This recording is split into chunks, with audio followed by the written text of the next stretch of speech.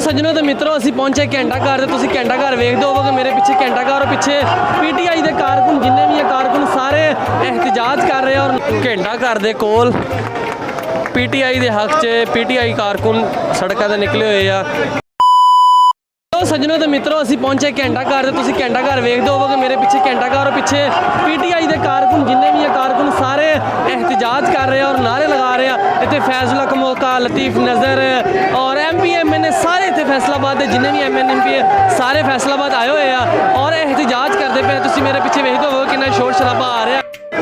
लो सज्जनों ते मित्रों तुसीं वेखदे होवोगे कि फैसलाबाद दे विच घंटा घर दे कोल पीटीआई के हक च पीटीआई कारकुन सड़कों पर निकले हुए आ और एहतजाज करते पे है।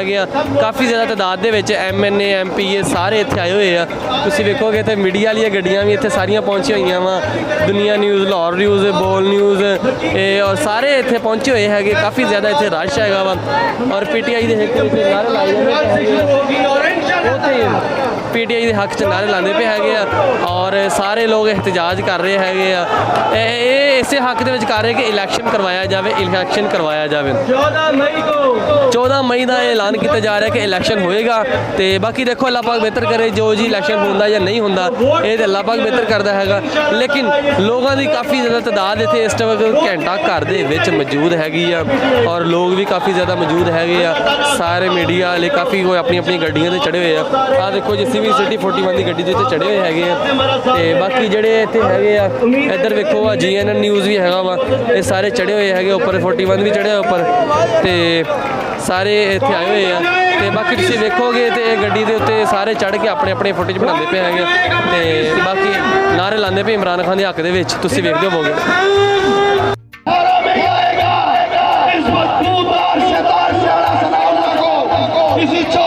फैसलाबाद घंटा घर पीटीआई के कारकुन एहतजाज करते पे तुम वेखो कि किदा लोगों की काफ़ी ज़्यादा तादाद आई हुई है और जोड़े घंटा घर इस वक्त मौजूद आ और एहतजाज करते पे है। एहतजाज इस हक के करते पे है कि जोड़ा इलैक्शन आ वो अपने टाइम पर करवाया जाए। जो 3 महीने का टाइम आ वो हवाले करवाया जाए। ये साजर आए हुए हैं MNA MP सारे इतने पहुँचे आ, जिन्ने भी बंदे है सारे इतने पहुँचे और काफ़ी लोगों की तादाद इतने मौजूद हैगी जोड़े कि अपने हक के नारे लाते पे है और दुकाना वगैरह भी बंद कर दी है।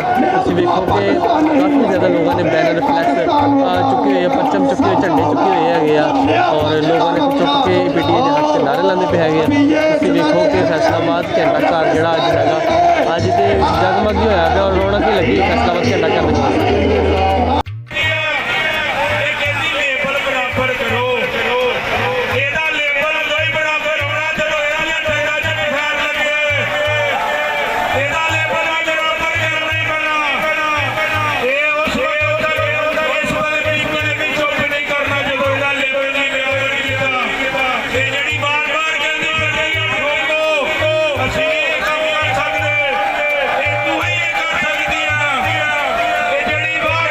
सज्जनों तो मित्रों असीं पहुंचे घंटा घर। तुसीं घंटा घर वेखदे होवोगे मेरे पिछे घंटा घर और पिछे पीटीआई के कारकुन जिन्ने भी कारकुन सारे एहतजाज कर रहे हैं और नारे लगा रहे हैं। इतने फैजल हक मौका, लतीफ नज़र और MP MN सारे इतने फैसलाबाद के जिन्ने भी MN MP सारे फैसलाबाद आए हुए हैं और एहतजाज करते पे। तुसीं मेरे पिछे वेखदे होवोगे कितना शोर शराबा आ रहा है वा और असीं इत्थे ये पहुंचे है। एहतजाज इस वास्ते करते पे है क्योंकि इन्होंने जोड़ा इलैक्शन होना वा वो हक के कर रहे हैं कि जल्द से जल्द इलैक्शन होना चाहिए ताकि जी आवाम आ उन्होंने सुकून हो सके, जी महंगाई आ वो ख़त्म हो सके। सारे लोग आज फैसलाबाद की जिन्नी भी लोग हैं सारे बाहर निकले और निकल के एहतजाज करते पे और उन्होंने सिर्फ यही कहना वा कि जोड़े इलैक्शन होना चाहिए, इलैक्शन होना चाहिए। अगर इलैक्शन होएगा तो सानू जोड़ा मतलब रिलीफ मिलेगा और जी महंगाई है वो ख़त्म हो जाएगी।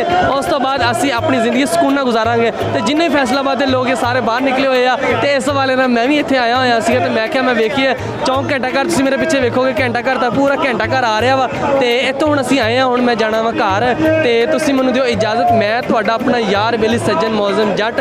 तो सज्जनों ज़ुबैर ज्योति की गल है ना, खुश रहो, आबाद रहो, ना विसरो ना याद रहो। अल्लाह हाफिज़।